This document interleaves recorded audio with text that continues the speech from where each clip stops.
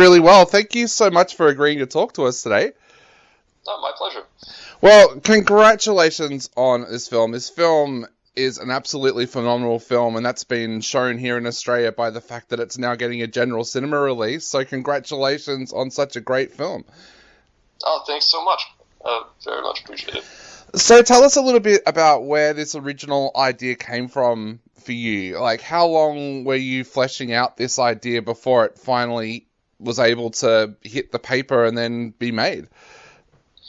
It took a very, very long time to get made. Honestly, I started writing it in 2012 when I was on my press tour for my first feature, Antiviral. And I was just having this weird experience traveling around with a film, because when you do that for the first time, you're kind of building this public persona, which is a very strange thing. You end up performing this alternate version of yourself. And so because of that and a couple of other things that were in flux at the time, I was having a hard time seeing myself in my own life, in a sense. I was waking up in the mornings feeling like I was sitting up into someone else's life and having to kind of scramble to build a character who could operate in that context. Yeah. And so that's why I wanted to write the film initially. I wanted to talk about how we make characters and narratives in order to be people. How difficult are those press tours? We hear a lot of musicians say that press tours burn them out more than playing live or anything like that. How difficult are those tours when you have to go and do things like Q&As and things like that? I mean, it's not, I wouldn't say it's that difficult. It's work. You do press junkets and you have full work days, but I wouldn't say it's not nothing, but it's not like radically difficult. Yeah. So tell us a little bit about research that you did for this film, because of course over the years we've heard of different countries trying to use things like hypnosis to create hitmen and hitwomen to go and do jobs for them. What kind of research did you do going into this project? I looked into the neuroscience behind physical brain control. In particular, there was a doctor named Dr. Jose Delgado who did experiments in the U.S. In the 50s and 60s.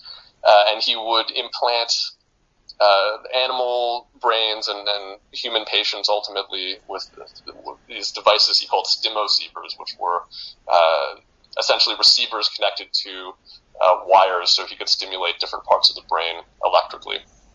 And he found he could control a very disturbing range of human behavior, motor function, but also emotions and more complex human behavior, which he wrote a book about, actually, called Physical Control of the Mind Towards a Psycho-Civilized Society, which is, of course, not in any way a terrifying dystopian title. So tell us a little bit then about your process, because I know we have a lot of screenwriters and a lot of filmmakers that listen to our show and read our magazine. Tell us a little bit then about your writing process of taking that research and putting it into your script alongside the initial idea that you'd already had, and what your actual writing process is.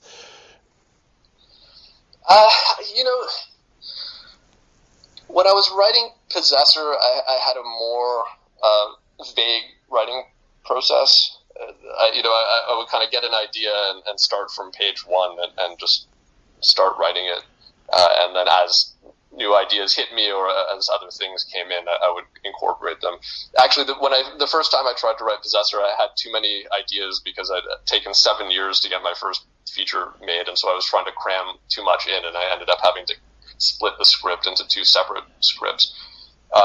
These days, I like to take a bit more of a traditional approach and try to outline it and at least initially think about it in terms of traditional act structure, which then I can throw out as I'm working on it, but just as a starting place to get a nice overview of it.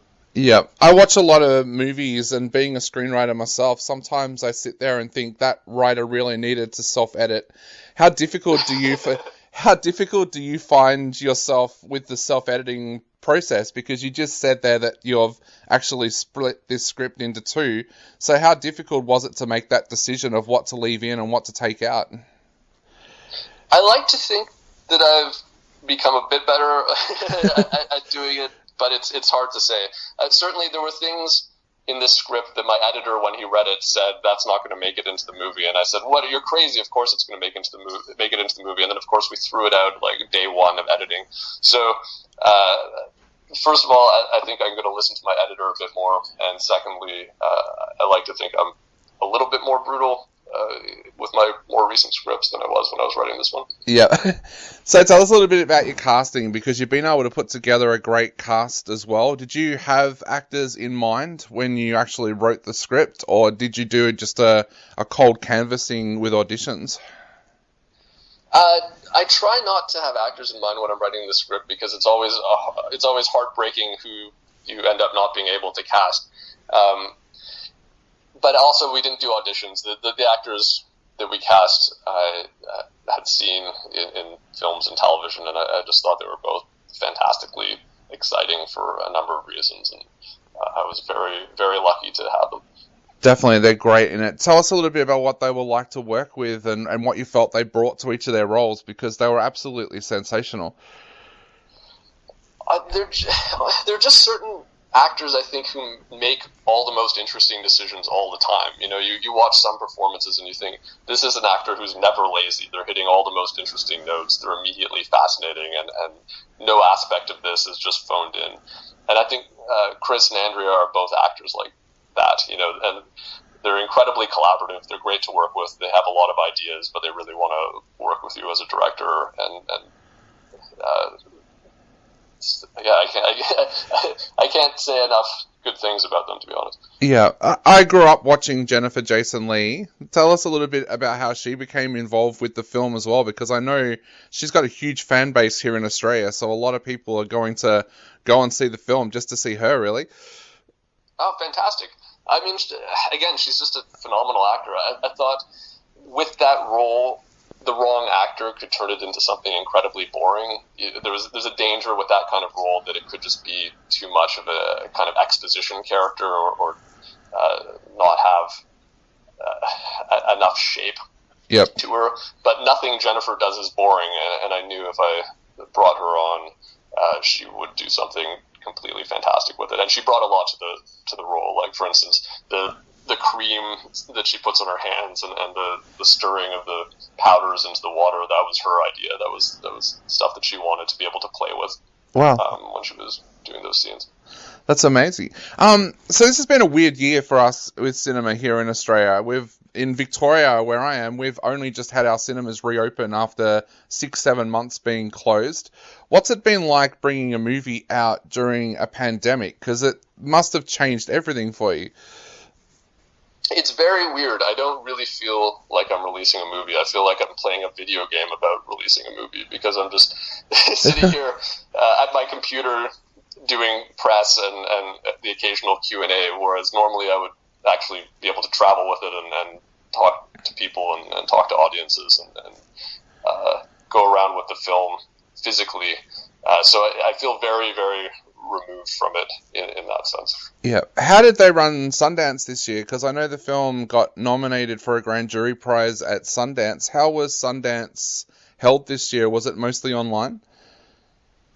No, Sundance was maybe the last major festival that was held in a completely normal fashion before people realized that COVID hit. And actually, some people think that Sundance may have been an early spreading incident for COVID, because there was a flu going around, but it was a bit of a weird flu where people had respiratory problems.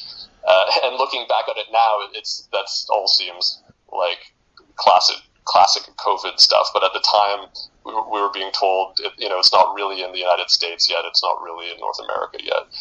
And so the festival was held as though we were not in a pandemic. Yeah. What is it like presenting your movie at Sundance? Because I have to say, Sundance is on my list of festivals I want to go to in the world. What's it like having your film screen at Sundance and being able to present it there? It's fantastic. I mean, the festival could not have been more accommodating and lovely to us. It was my first time there. I'd never been, even as an audience member, and I hadn't had a film there before. And I had a great time. The screenings went really well. It was quite wonderful. Yeah, and as we mentioned before, the film has done so well with festivals here in Australia that it's now getting a general release. What's your thoughts on Australian horror fans? Because we can be pretty hardcore when it comes to cult cinema. So, what's your thoughts on those Aussie fans out there? Because they are huge fans of your work. Well, my my experience of Australia is very particular because my girlfriend's Australian, so I've been over there a couple of times, but only in the context of visiting her family. I actually haven't had a chance to go there with a film and to speak to actually the Australian film audiences. I was hoping to be able to this time, but I'm going to have to make another film just so I can get over there. Definitely. Well, mate, I guess because we're running out of time to finish up, I'd love to ask, is there anything you'd like to say to Aussies out there before they head out to check out the film this week when it hits cinemas? No, honestly, go in blind. I would appreciate that. Definitely. Well, mate, thank you so much for chatting to us today. It's been an absolute pleasure, and we can't wait to see what work comes from you in the future because I've loved everything you've done so far. Well, thanks. That's incredibly kind of you, man, and thanks for talking to me, too. Not a problem, mate. Hopefully we get to see you in Australia soon. Yeah, I would love that. Awesome, mate. Okay, bye. Bye. Thanks, Dave.